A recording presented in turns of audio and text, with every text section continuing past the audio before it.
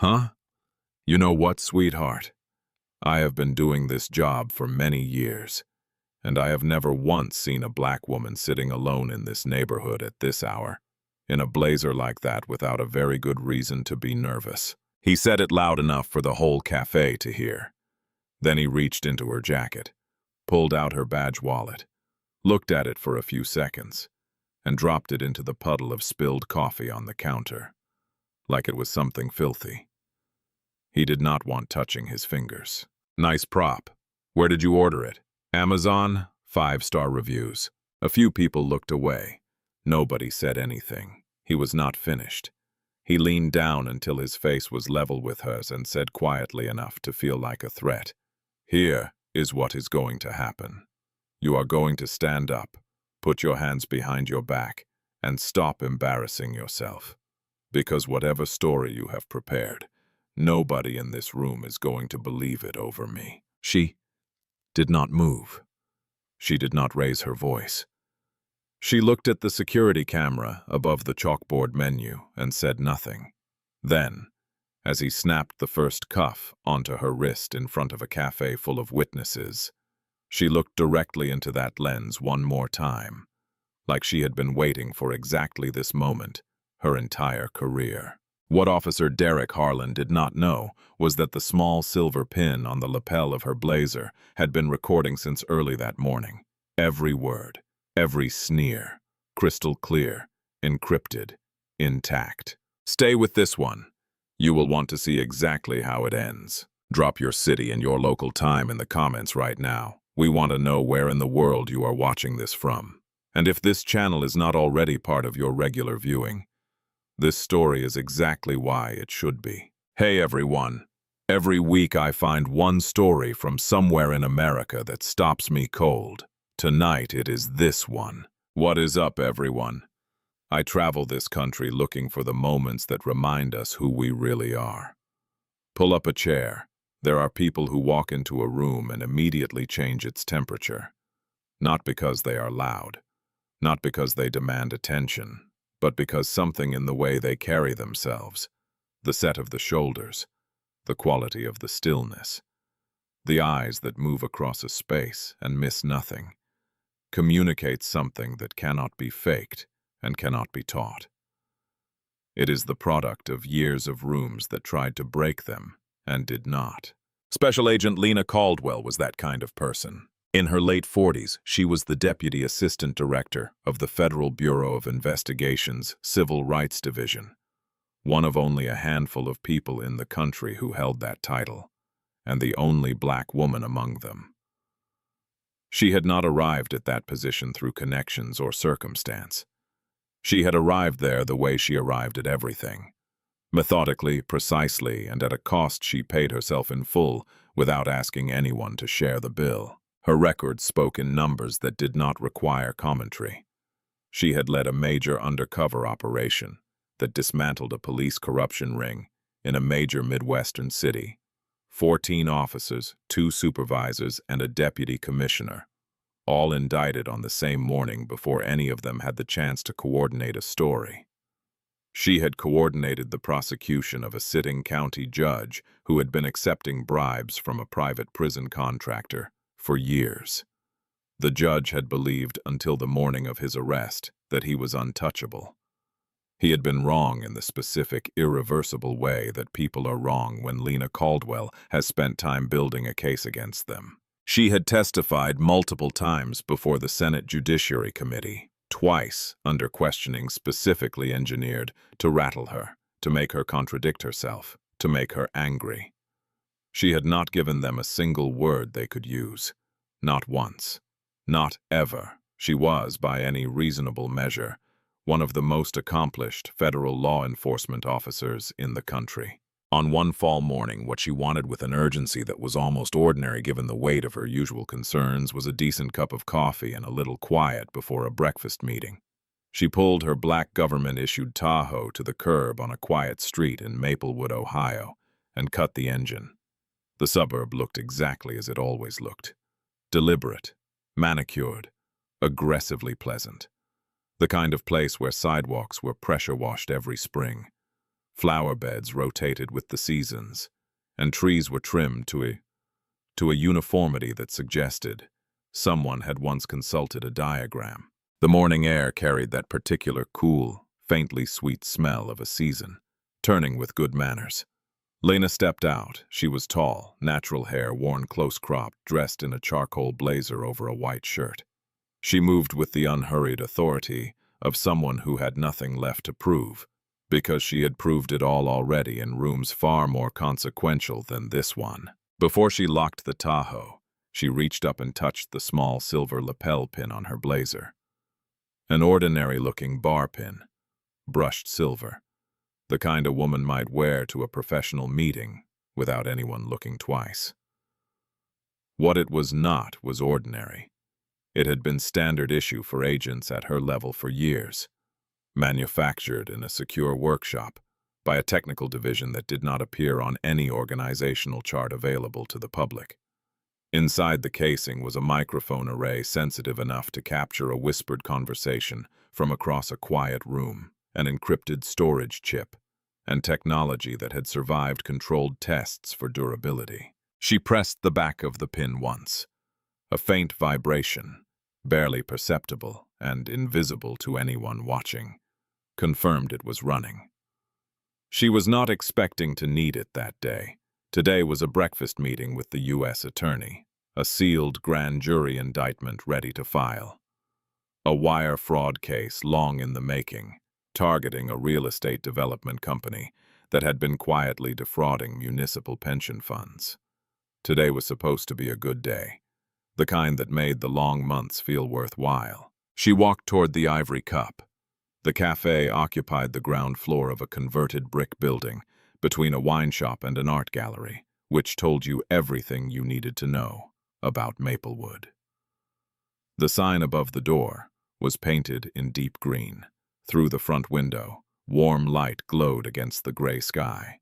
Lena pushed open the glass door. The bell above it chimed softly. The interior was the kind of carefully constructed coziness that costs real money to achieve. Reclaimed oak floors, exposed brick, a chalkboard menu in deliberately imperfect handwriting. Acoustic music played low enough to seem accidental. At that hour, on a weekday morning, the place was mostly full. Women in expensive athleisure. Men with noise-canceling headphones and open laptops. A retired couple near the window sharing a pastry and comfortable silence. The ambient hum of conversation did not stop when Lena walked in, but it stuttered.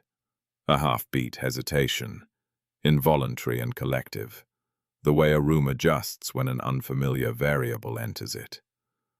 The barista, young and dark-skinned, name tag reading Aaliyah, looked up. Her smile came a quarter second slower than it had for the customer ahead. A small hesitation, reflexive rather than hostile. Lena cataloged it the way she cataloged everything, quietly, without reaction. She ordered black coffee, dark roast, and one blueberry scone. She took the corner table, chosen for sightlines, not comfort, and checked her phone. A message from her supervisor. The grand jury indictment was sealed. Good work, Caldwell. She allowed herself one sip of satisfaction.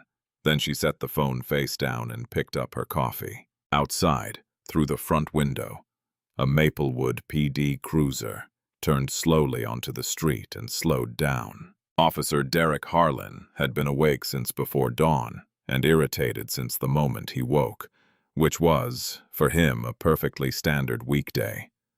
The argument with his wife had not been an argument exactly. That was almost worse. She had simply left a note on the kitchen counter, 4 words, no punctuation, in the handwriting of a woman who had stopped expecting a response and gone back upstairs before he could form a reply. He stood in the kitchen for a minute holding the note, then set it down next to the coffee maker, and poured a cup he did not finish. He was on patrol early. Derek Harlan was in his late 30s, thick through the neck and shoulders, in the way of a man who had been powerful once and was determined to preserve the physical memory of it.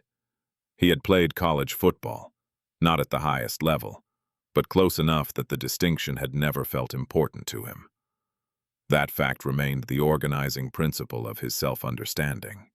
A dangerous thing when the fact in question was years in the past, and the body had begun the slow, quiet work of forgetting what it used to be able to do.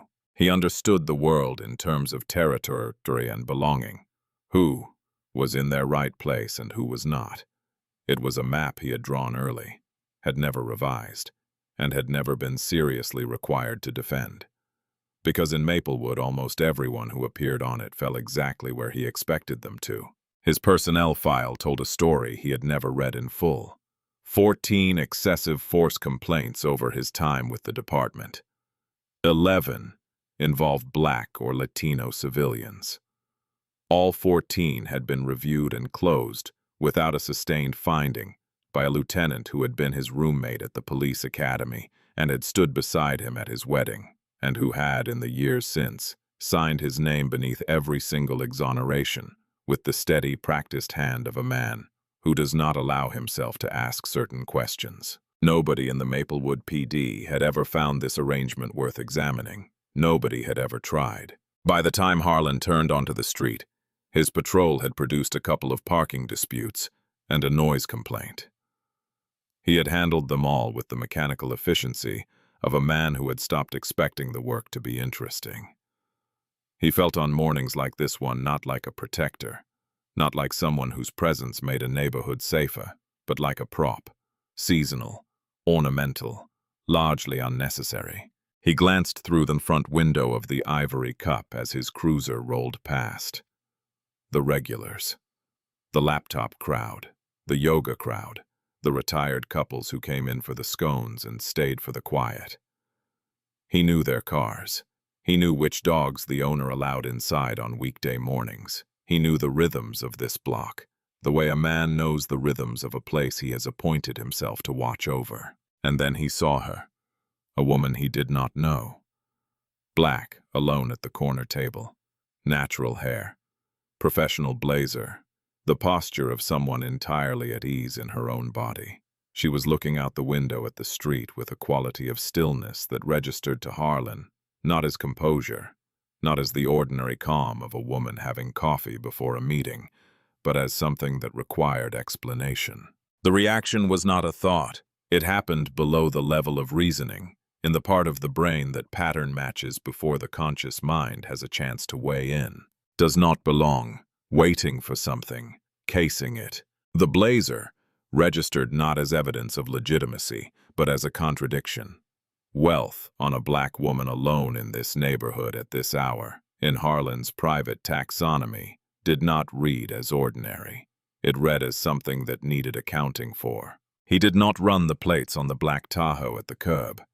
That would have taken less than a minute and produced a result he was not prepared to process. He did not call it in. He did not wait for an infraction, a signal, a reason. He parked. He adjusted his belt.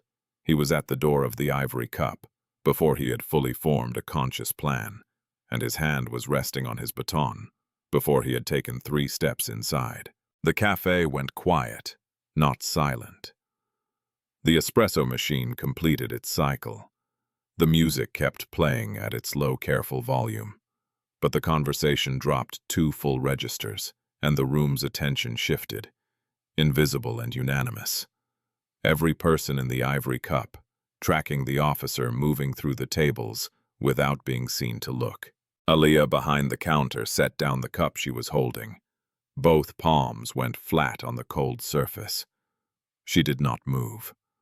The retired schoolteacher at the table nearest the window, Eleanor Voss, 71 years old and 32 years in the Maplewood School District, stopped mid-sentence and looked up. She watched Harlan's trajectory across the floor, and her face arranged itself into an expression that people who have spent their lives in classrooms recognize immediately. The expression of someone who sees exactly what is about to happen and knows with a specific and exhausting certainty that they have seen it before. A teenage boy at the counter, there with his mother waiting on a hot chocolate, looked from Harlan to Lena to the badge wallet visible in the inside pocket of her blazer and back again. Harlan stopped at her table. His shadow fell across her phone screen. Lena waited a few seconds. Then she set the phone face down. She looked up, completely neutral. Not hostile, not apologetic, not afraid, present, paying attention, giving him absolutely nothing he had not earned. "Can I help you, officer?" she said. Harlan stood over her table with his thumbs hooked in his vest, using his bulk the way he always used it, as an opening argument, as a physical statement that preceded anything he might actually say. "You live in this area?" Lena looked at him steadily. "I do not see how that is relevant. I am a paying customer, having breakfast. I did not ask if you were a customer. I asked if you live here. And I told you it is not relevant." Her voice was entirely even. No heat, no apology. The tone of a woman who has answered questions like this before and has long since stopped performing deference she does not feel. Harlan shifted his weight, tried a different angle, the standard one, the one that had worked 100 times over the years without requiring much thought. "We have had some calls. Reports of someone matching your description, sitting in businesses for extended periods, making other customers uncomfortable." Lena let the sentence finish. She let a moment breathe. Then, "Matching my description," she said quietly. The words landed with the precision of something dropped from a considerable height. A black woman in a blazer, eating a scone at that hour. At the table to Lena's left, Eleanor Voss pressed her lips together hard. The sound she suppressed was brief and involuntary. The sound of a woman who has spent a lifetime teaching children that certain things are wrong, and who is watching one of those things happen in front of her in a café on a weekday morning. Harlan's face flooded dark from the collar upward. The embarrassment arrived first and then hardened, with a speed that had become reflex over the years, into something more dangerous. "Stand up." Lena did not stand. She leaned back slightly and interlaced her fingers on the table, calm, deliberate, unhurried, and looked at him with the patient attention of a woman who has sat across from far more formidable men than this one, and has never once needed volume to hold her ground. "Officer," her voice dropped half a register, measured, precise. "I am waiting for a scheduled meeting. I have not committed any crime. I have not violated any law. Unless you can articulate a specific, reasonable suspicion that I am involved in criminal activity, I am going to finish my coffee." It was, Harlan would later claim, the composure that infuriated him most. Not defiance. Defiance he knew how to handle. It was the complete absence of fear, the total refusal to perform the anxiety he expected. It violated something in the architecture of how he understood these encounters to work, and the violation landed like an insult. He had been challenged in front of an audience. That ended one way. "I said stand up." His hand dropped from his vest to the baton at his belt. Aaliyah behind the counter picked up her phone. She set it on the lower shelf, angled toward the floor. The small, deliberate movement of a young woman who has seen this before and knows without being told exactly what to do. The teenage boy at the counter had gone completely still. "ID now." Harlan's hand closed on Lena's arm. "Officer." Her voice had not changed. Not in volume, not in pace, but something had shifted in it. A quality of absolute precision, the voice of a person who chooses every word the way a surgeon chooses an instrument.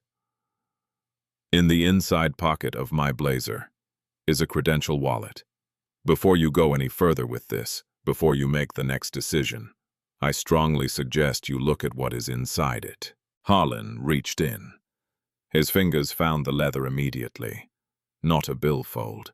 Thicker, stiffer, conditioned in the specific way of something that has been handled every day for years. He pulled it out, flipped it open. The gold shield caught the light from the Edison bulbs above and threw it back hard. The spread-winged eagle of the Department of Justice seal, engraved with a depth and precision no novelty supplier had ever achieved. Below it, in raised blue enamel letters pressed into heavy metal, Federal Bureau of Investigation, Special Agent Lena Caldwell, Deputy Assistant Director. Harlan stared at it. His brain ran the image once, ran it again. produced the same output both times. Fake. Has to be fake. He looked at the badge. He looked at the woman. He looked at the badge again. And then something shifted in him.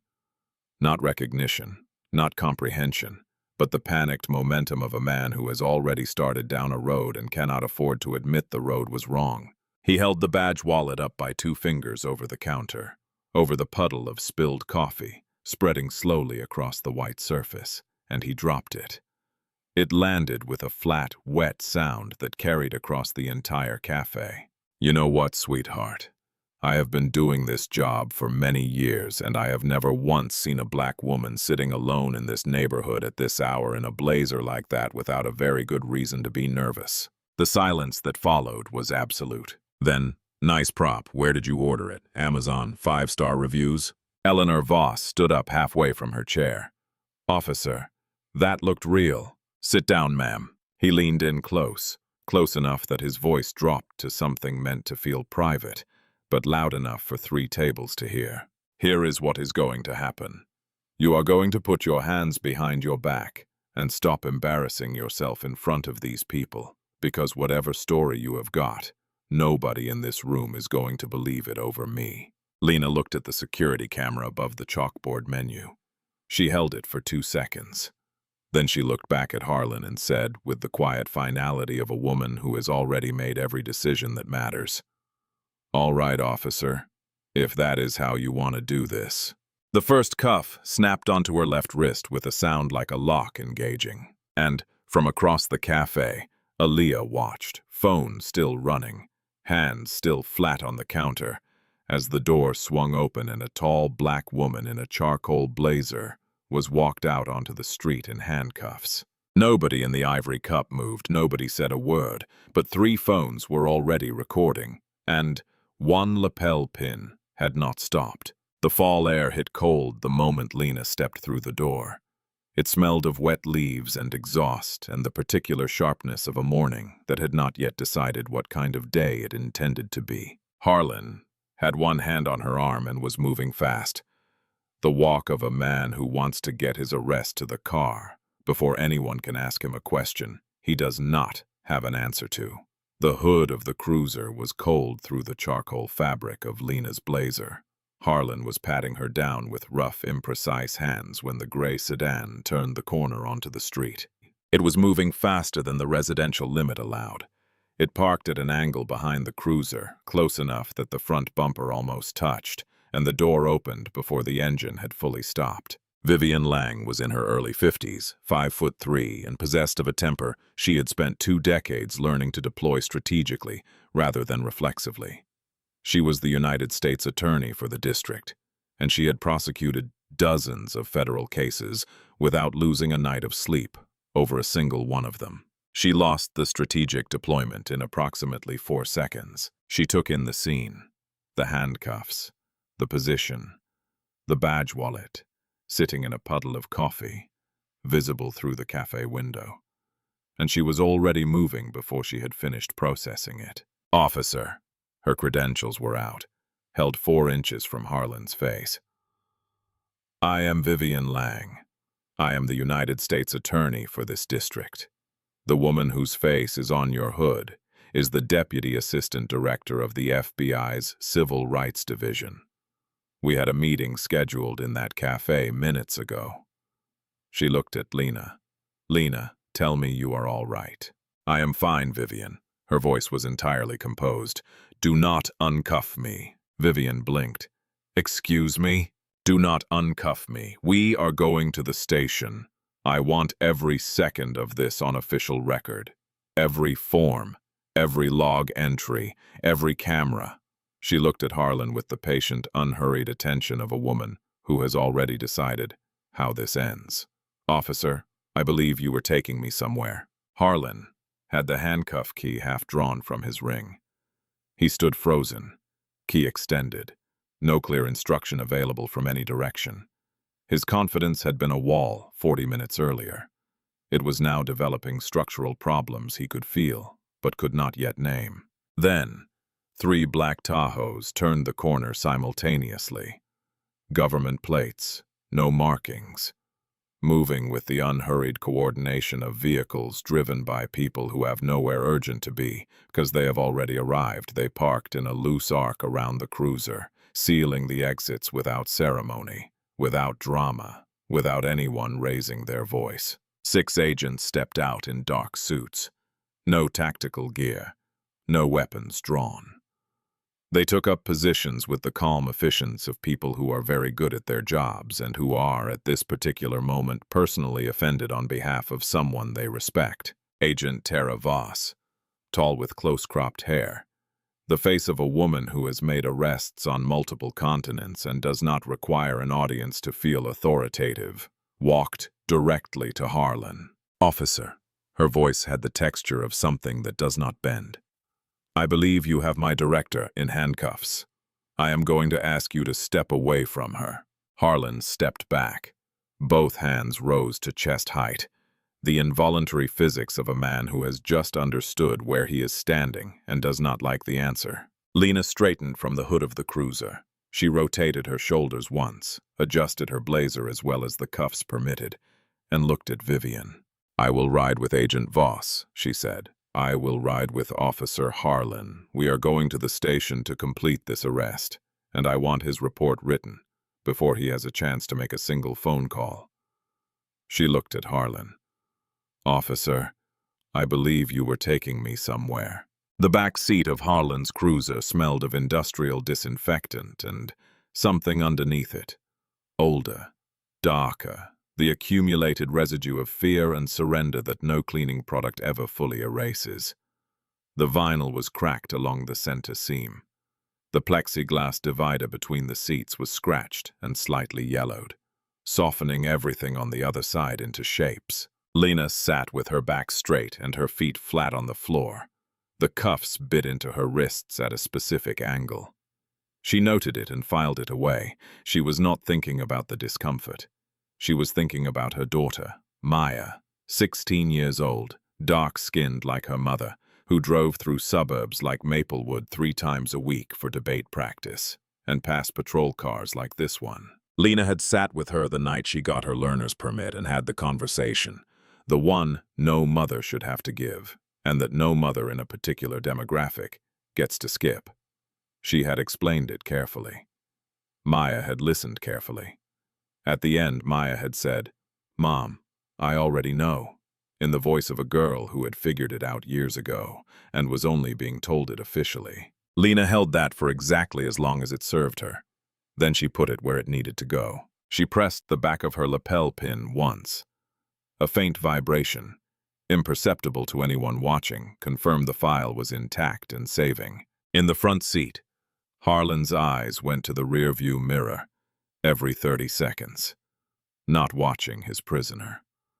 Watching the convoy, 3 black Tahoes locked onto his tail, matching every turn at a precise distance, unhurried, patient, somehow worse than aggression. "You are quiet back there," he said. His voice had thinned since the café. Lena said nothing. "Listen," lower now, the swagger almost entirely gone. "If there has been some kind of mix-up, if you want to explain the ID situation before we get inside, maybe we can handle this without." "You are under the impression that this is a negotiation," she said. "It is not. Everything you say to me from this moment forward is evidence. I would recommend silence." Harlan hit the steering wheel with his palm. A hollow, unsatisfying sound. They turned into the station lot. The Tahoes sealed the exits behind them. Lena looked out the scratched window at the concrete face of the building and thought about nothing in particular. The way a woman thinks about nothing, when every decision that matters has already been made. The booking area of the Maplewood Police Department smelled of burnt coffee and institutional soap and something papery and faintly stale. The accumulated atmosphere of a room where bad days are processed into paperwork and filed away. Fluorescent tubes gave everything a quality of light that was technically adequate and aesthetically bleak. Sergeant Marcus Reed had been at that desk for decades. He had seen most things. He had developed over those years a very specific instinct, something he could not have explained in any formal report, for the difference between a person who has been brought in and a person who has chosen to walk through the door. He looked up when Harlan pushed Lena through the entrance. He looked at the blazer, the posture, the quality of stillness in her expression. Not the stillness of defeat, not the stillness of fear, but something categorically different. The stillness of a person who is entirely in control of herself and of considerably more than that.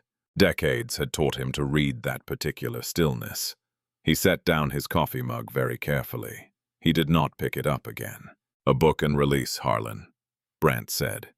His voice had the compressed quality of a man holding something together through effort alone. Resisting, obstruction, impersonating a federal officer. Reed looked at the blazer again, the face, the specific quality of calm. "Travis," he gestured toward the security monitors above his desk. "Look at the screens." Harlan looked up. The lobby monitor showed the front entrance in real time. U.S. Attorney Vivian Lang at the reception desk, her voice carrying through the audio pickup at a volume that was pressing the duty receptionist toward the back wall. Behind Vivian stood Agent Tara Voss, already on her phone, not explaining, not pleading, just making calls in the quiet, efficient way of someone who knows exactly which numbers to dial and in what order. Through the lobby's glass front, a news van was pulling to the curb, then a second one behind it, then a third. "Travis," Reed said quietly. "Who is this?"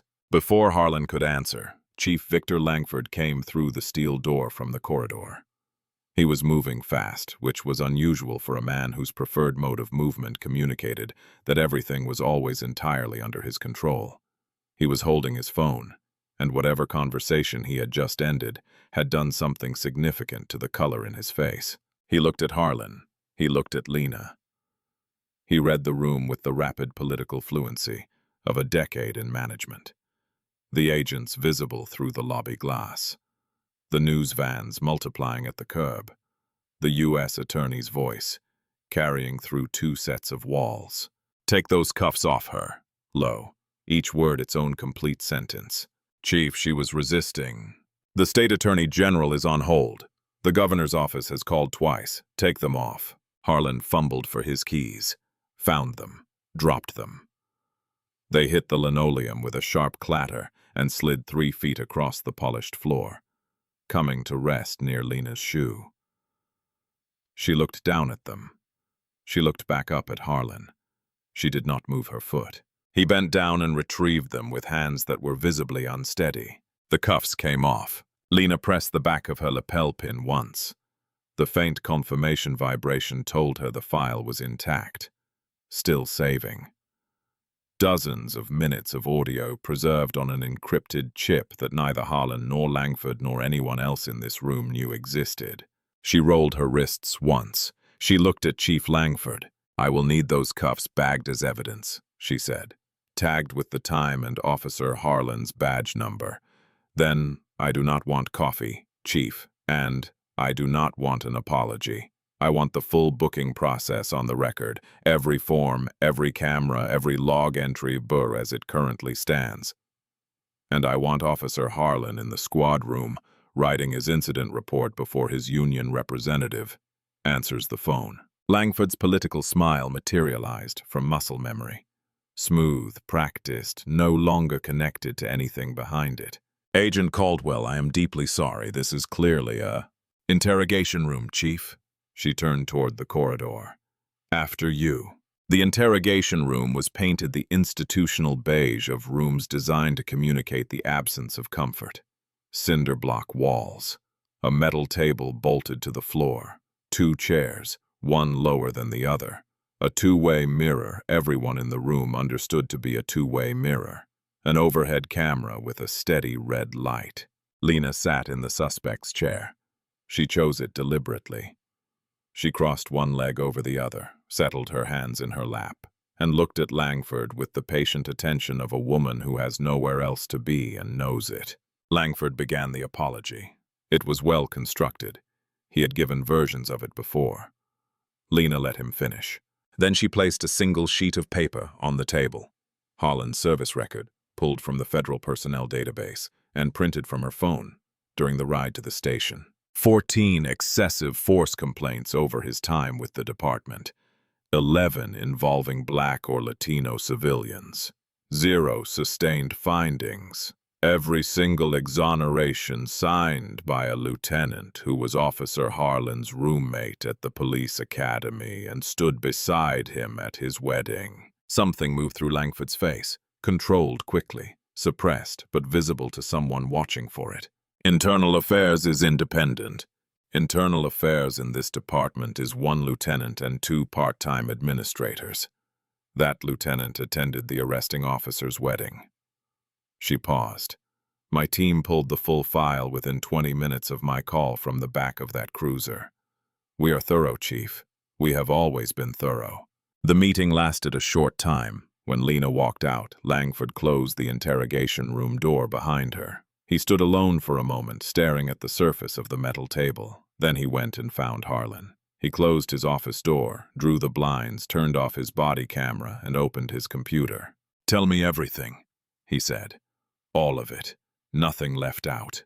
Harlan told him every detail. When he finished, Langford was quiet for a long time. Then he opened the CAD system using his administrative credentials, the ones that gave him access to every log the department had ever produced. He typed. His fingers were steady. His voice, when he finally spoke, had the flat, determined quality of a man talking himself down a ledge while insisting it is level ground. "We need a call in the system before your stop. Probable cause, something clean." He created a new log entry. Call type: suspicious person. Anonymous caller reports Black female acting erratically, refusing to leave premises, possible disturbance. He set the timestamp to minutes before Harlan had ever turned onto the street. He hit enter. The entry slotted into the dispatch timeline, sitting between real calls on either side, formatted identically, invisible against the morning's legitimate record. Harlan stared at the screen. "It looks real." "It is real now," Langford said. He leaned back in his chair and exhaled with a slowness that carried no relief in it whatsoever. When her attorney subpoenas the logs, this is what he finds: a welfare check. You were responding to a concerned citizen. No jury convicts on a welfare check. What neither man knew, what they could not have known, was that Lena's lapel pin was sitting in a clear plastic evidence bag on Sergeant Reed's booking counter, feet from the glass partition of Langford's office wall. The partition was standard interior glass. The pin's microphone array had been calibrated to capture clean audio through precisely this type of material at distances of up to 20 feet. It had been recording since early that morning. It was recording Langford's voice right now, every word crystal clear, preserved on an encrypted chip that neither man in that office knew existed, and that neither man would know about until it was far, far too late. The footage surfaced within hours. Not one angle. 3. Aaliyah's phone, angled from the counter shelf, had captured the full confrontation from the moment Harlan entered the café. His approach, the badge wallet being dropped into the spilled coffee, the handcuffs, the walk to the door. The retired schoolteacher, Eleanor Voss, had filmed from her table, with the steady hands of a woman who had spent decades managing chaos in a classroom and knew how to hold a phone, still under pressure. And the Ivory Cup security system, 4 HD cameras mounted at the corners of the room, had recorded everything in crisp, unambiguous detail from angles that left no room for alternative interpretation. By midday, all 3 were online. By afternoon, the clip of Harlan dropping the badge wallet into the puddle, holding it by 2 fingers, the deliberate contempt of the gesture unmistakable, had been viewed hundreds of thousands of times. By evening, it was over 1 million.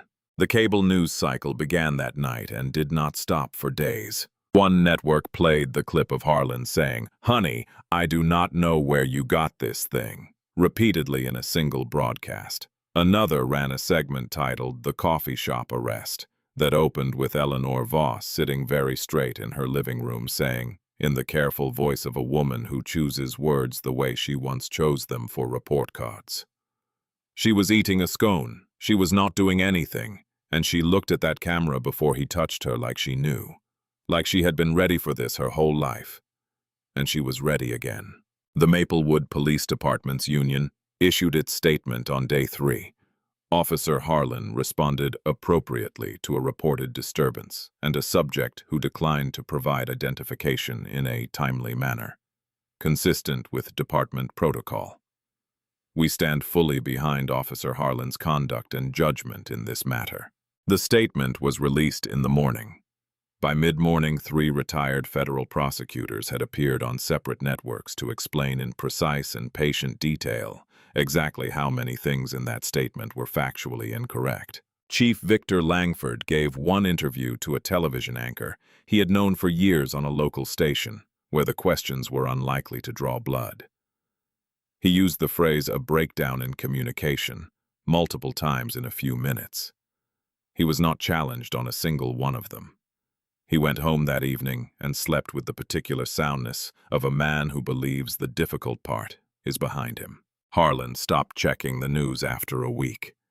The union lawyers had called him twice and told him the same thing both times. The log was airtight.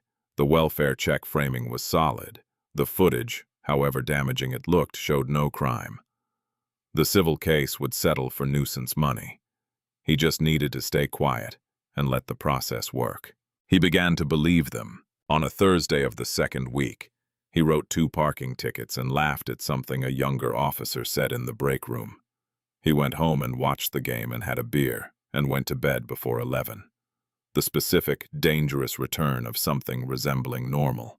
What he did not know, what he had no mechanism for knowing, was that on the afternoon of the arrest itself, Aaliyah had locked up the café during her lunch break, driven to the FBI field office, and hand-delivered a USB drive containing the complete, unedited security footage from all 4 cameras in the ivory cup. She had also submitted a multi-page written statement typed the night before on her laptop, single-spaced, with timestamps describing everything she had witnessed from behind the counter. She was 23 years old. She had done it without being asked, without a lawyer, without telling anyone. She returned to work, clocked back in minutes before her break ended, and said nothing about it to anyone. Vivian Lang opened the formal civil rights investigation into the Maplewood PD on day 12, retroactive to the earliest complaint on Harlan's personnel file. She filed the paperwork herself. She did not delegate a word of it. On the same day, Raymond Ellis, one of the most accomplished civil rights litigators in the Midwest, whose name alone had a way of making city attorneys check their liability coverage, entered his formal appearance in Caldwell versus City of Maplewood. His office was on a high floor of a glass building in Columbus. The conference room where depositions were held had a view of the skyline that had been specifically selected years ago to make the people sitting on the wrong side of the table feel the full weight of what was happening to them. He filed the subpoena for the Maplewood PD's complete dispatch logs on day 14. On the Friday of the 3rd week, Victor Langford attended a Chamber of Commerce dinner at the Maplewood Country Club. He shook hands with 4 aldermen, the president of the Suburban Business Association, and a state senator who had already privately distanced himself from the situation. Langford ordered the salmon. He was finishing his 2nd glass of wine when his phone buzzed on the tablecloth. A calendar notification. Soft, routine. The kind of alert a man sees 100 times a year without his pulse changing. Deposition. Caldwell versus City of Maplewood. Tuesday, 9 a.m. Ellis and Associates, Columbus. He read it, set the phone face down, picked up his wine glass. The log is in discovery, he thought. Ellis has already seen it. A welfare check before the stop. Clean. Time-stamped. Formatted identically to every other entry surrounding it. Ellis cannot build a civil rights case on a welfare check. This is paperwork now. This is just paperwork. He finished the salmon. He slept soundly that night. He did not know, could not have known, that Raymond Ellis's forensic technology team had completed its analysis of the Maplewood PD's computer-aided dispatch server hours earlier. He did not know what they had found. He would know on Tuesday, in a conference room, high above the Columbus skyline, with a court reporter's fingers poised above her keys and a video camera's red light blinking in the corner. He would know everything on Tuesday. The conference room at Ellis & Associates occupied a high floor of a glass tower in downtown Columbus on a clear fall morning. It offered an unobstructed view of the city skyline, buildings and sky merging at the edge of visibility into a single line that communicated without effort the full weight of altitude. It was a room designed with considerable intentionality. The mahogany table was long. The chairs on one side were slightly lower than the chairs on the other. The difference was barely perceptible and inarely deliberate. Harlan and Langford sat on the lower side. Between them was Joyce Pullman, the city attorney, in her 50s, heavy-set, a woman who had spent her career managing problems that were by definition containable. She had a legal pad, a pen she kept clicking and unclicking in a rhythm that communicated her internal state with complete accuracy, and the faint, pervasive smell of antacids that had been her constant companion for the past week and a half. Across the table sat Lena Caldwell and Raymond Ellis. A court reporter sat at the table's head, fingers poised above her stenotype machine. In the corner, a video camera's red light blinked with the patient steadiness of something that does not tire. Ellis spent time on background, training history, commendations, disciplinary record. He was unhurried, methodical, building something whose purpose was not yet visible. Harlan answered smoothly. 3 weeks of careful reconstruction had reassembled his confidence into something that almost felt like the original. The log was in discovery. Ellis had already seen it. A welfare check before the stop. This was paperwork. "Officer Harlan," Ellis said, leaning forward slightly, both hands flat on the table. "Let us talk about the morning of the incident. Why did you enter the Ivory Cup?" "I was responding to a dispatch call. Report of a black female acting erratically. Possible disturbance. Anonymous tip came across my terminal before I turned onto the street." "I see." Ellis shuffled papers. "And you received this call before you entered the café. You did not enter based on personal judgment and construct a justification afterward." "Correct. I followed protocol. I received a call. I responded to it." Ellis asked the same question twice more, rephrased each time. Harlan confirmed it under oath on the record with the steady jaw and level eyes of a man whose lie had calcified over 3 weeks into something that no longer felt like one. Then to Langford. "Chief Langford, you have submitted the department's complete dispatch logs as part of discovery. Can you confirm those logs accurately reflect all calls received on the morning of the incident? That no entries were created, modified, or backdated after the fact?" Langford adjusted his cufflinks. "I can confirm that I personally reviewed and submitted those logs. The call in question predates Officer Harlan's stop." Joyce Pullman stopped clicking her pen. The silence lasted 2 seconds. It had a texture, a density, the stillness of air before significant weather. She had been in enough rooms to recognize the feeling. She could not yet name its source. Her hand went still on the legal pad. Ellis reached into his briefcase. The motion was unhurried. He removed a USB drive.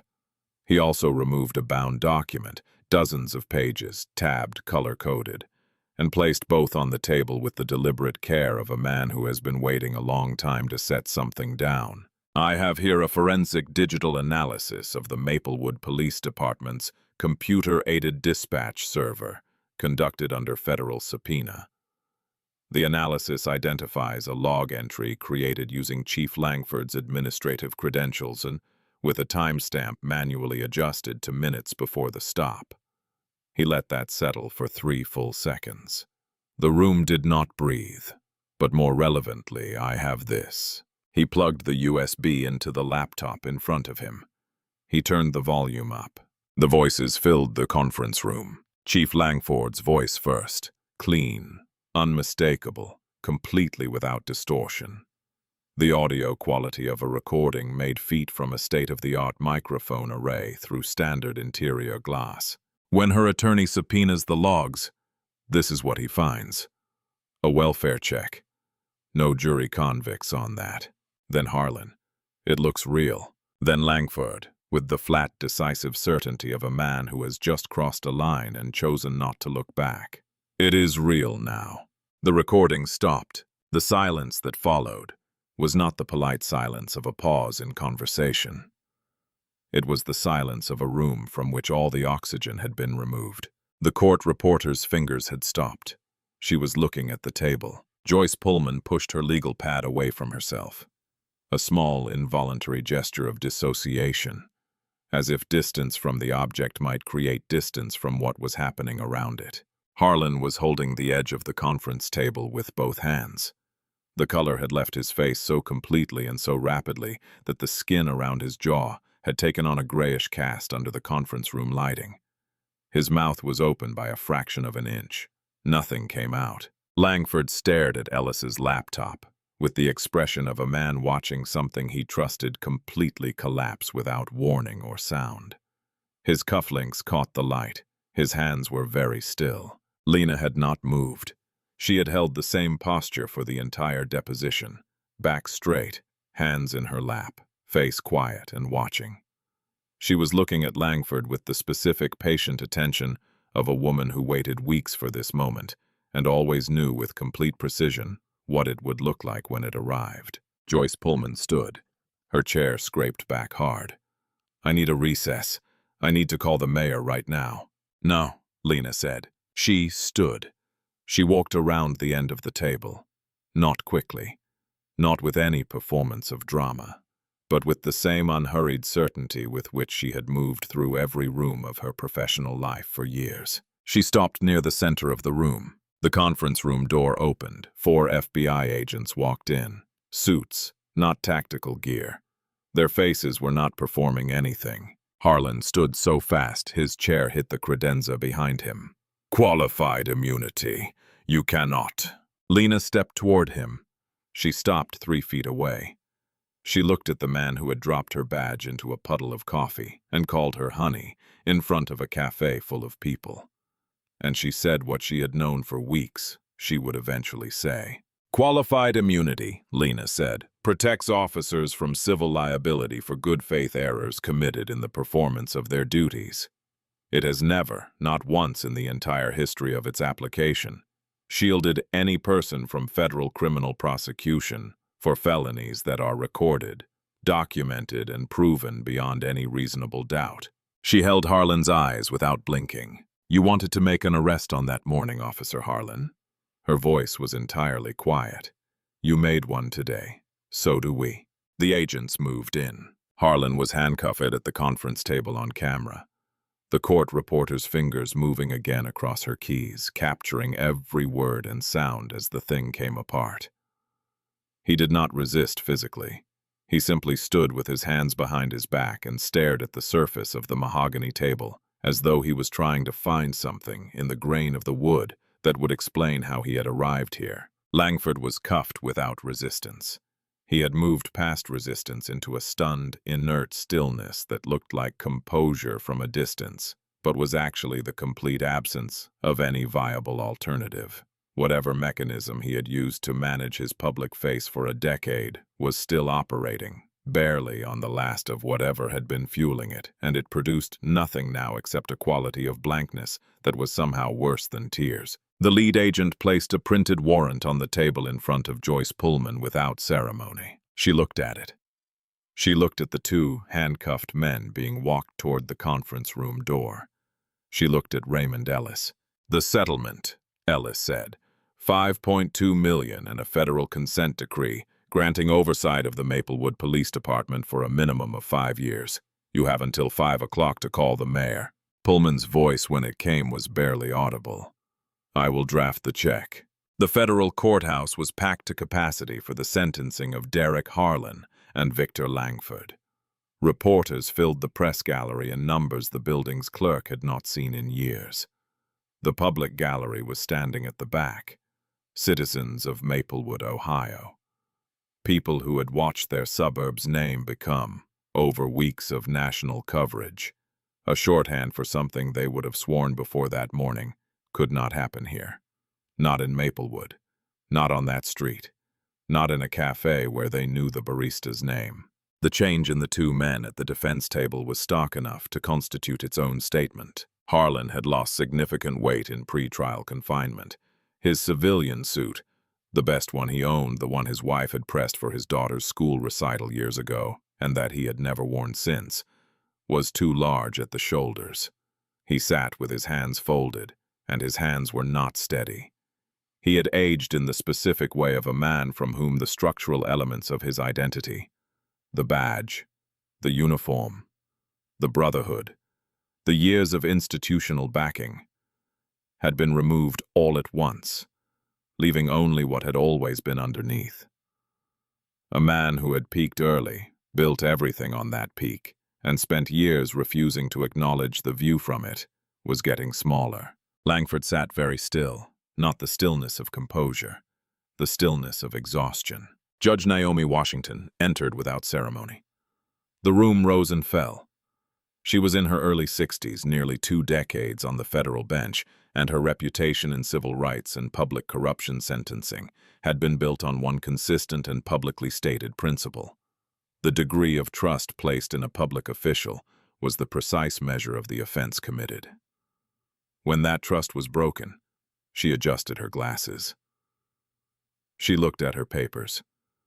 Then she looked at the two men at the defense table with the unhurried attention of a woman who has made difficult decisions for 2 decades and has never once confused difficulty with doubt.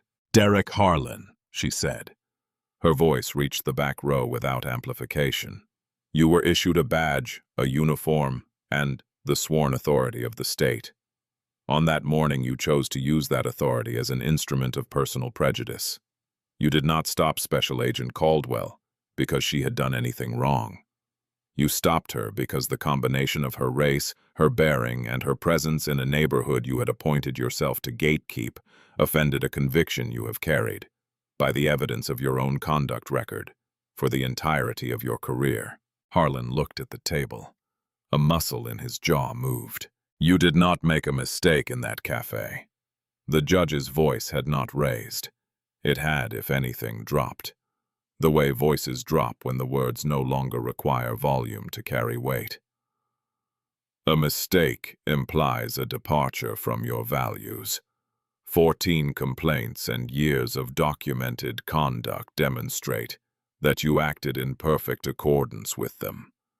The mistake belonged to every institution that allowed those values to carry a badge for years without consequence." She looked at her papers. "Guilty on counts of deprivation of civil rights under color of law and conspiracy to obstruct federal justice. 12 years in federal custody. No possibility of early release." His daughter was a teenager. His son was younger. He would be released if everything proceeded according to federal sentencing guidelines when his daughter was in her mid-20s. He sat very still and did the arithmetic behind his eyes. The arithmetic was not survivable. "Victor Langford," the judge turned to the former chief. "You occupied a position of greater responsibility than the man beside you. You were not blind to who Officer Harlan was. You were his shield for years. You were his shield. And when the consequences of his conduct threatened to reach you, your response was to fabricate federal records, coach your subordinate in the commission of additional felonies, and lie about all of it under oath on camera in front of a court reporter." She paused.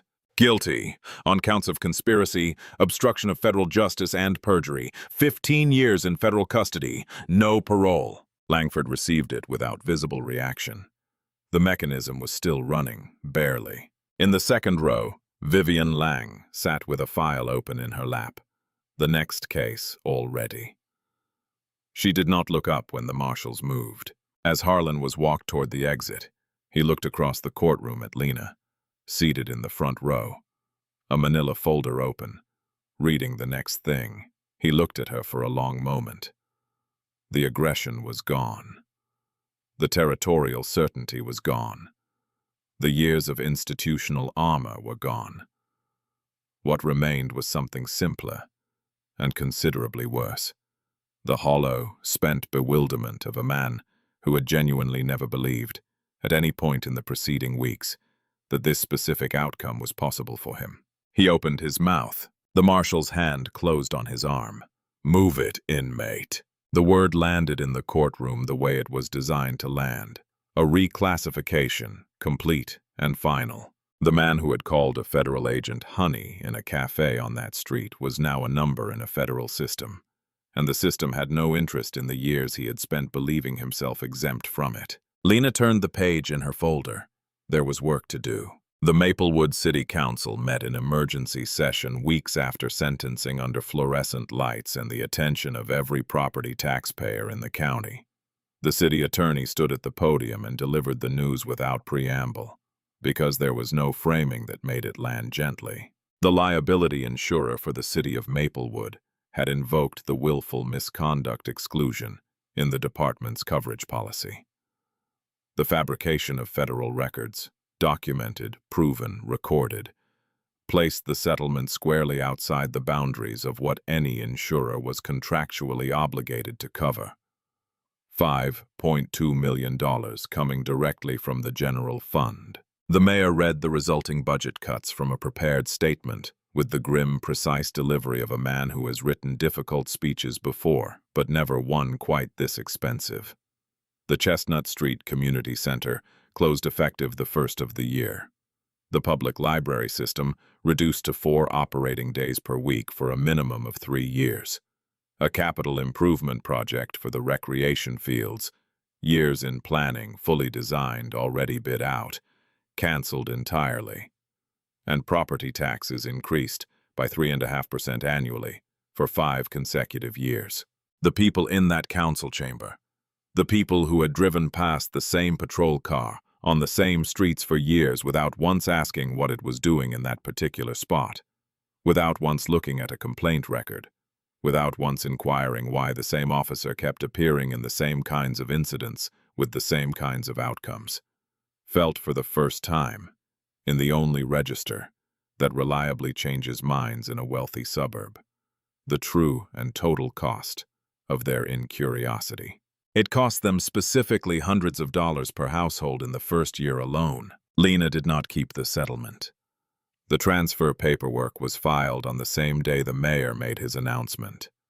Every dollar, the full $5.2 million, was transferred to the newly established Maplewood Civil Liberties Defense Fund, a nonprofit organization incorporated under the laws of the state and structured on Raymond Ellis's advice with the specific intention of permanence.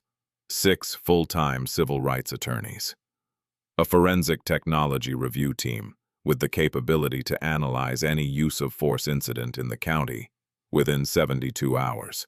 Annual independent audits of every department in the county, published publicly without redaction. The endowment was structured to generate operating income from interest in perpetuity. It would not need to fundraise. It would not depend on political goodwill. It would not require a sympathetic city council or a favorable election cycle. It would simply be there every year for as long as anyone needed it. The organization's offices occupied a Victorian storefront on Chestnut Street, 2 doors down from the Ivory Cup, empty for over a year, freshly painted, the windows clean for the first time in years. Above the entrance, mount in large bronze letters to the stone facade, the Harlan Langford Center for Civil Rights and Equal Justice. Every officer in the Maplewood Police Department drove past that building on the way to the station.